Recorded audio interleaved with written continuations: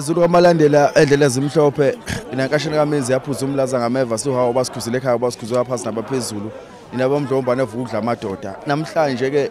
njengoba uzibona nje sishelwa amazwi ashavele kufanele ngoba inhliziyo zethu zidabukile inhliziyo zethu zibhlungu ukubona into oqala emlandweni selokho sabakhona njengoba sikhala nje ke thina abantu bama-90s sibona into enhle kangaka sibona uZulu eqhakambisa uba uZulu noma isimo sinzima so ke umdlokombane izolo ke ade simlanda suka lapha lindi iZulu sangena emgaqweni wonke lapha na ke savala uNongoma kwavala izitolo kwavala yonke into kwaphuma abantu ama security kwaphuma yonke into kwama yonke into nseke kwaNongoma sibheke lapha ebegcinwe khona ngithi mhlabe emakhazeni sasuka lapho ke sesithatha ke uhambo siphikelele khona lapha ke kwaKhetha into engiyibona izolo mhlambe sengiyoxoxela ke isizukulwane sezizukulwane ngoba ayikho indaba emnandi ngokuxoxa njengokuxoxa umuntu wakwayibona kunokuxoxela inganekwane ukuthi kwakukhona lokho sekuwumlando kodwa into osuke uyibone ngamehlo ayifani nento osuke uyibone osuke uyizwe ngokuxoxelwa so ke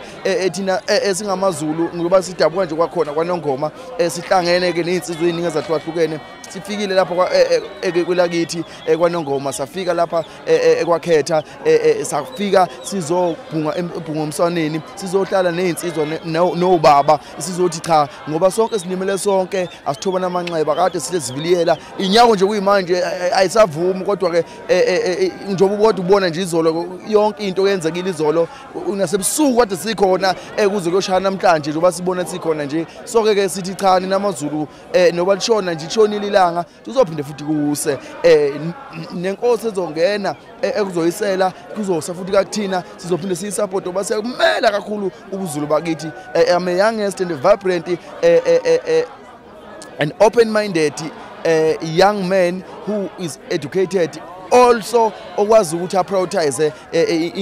iculture yaseNingizimu Afrika prioritize iculture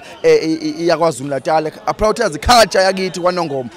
okusho ukuthi ke mawumZulu nje ke ngempela kufuneka unyuke emsamo uyoshisa impepho ubonge amathonga kini ukuthi yakwenza umZulu ngoba ngempela ngamazi kuma iqiniso amaZulu iwona ngempela phethe izwe laseNingizimu Afrika noma zikhona ezinye izizwe kodwa masibala ngokwe statistics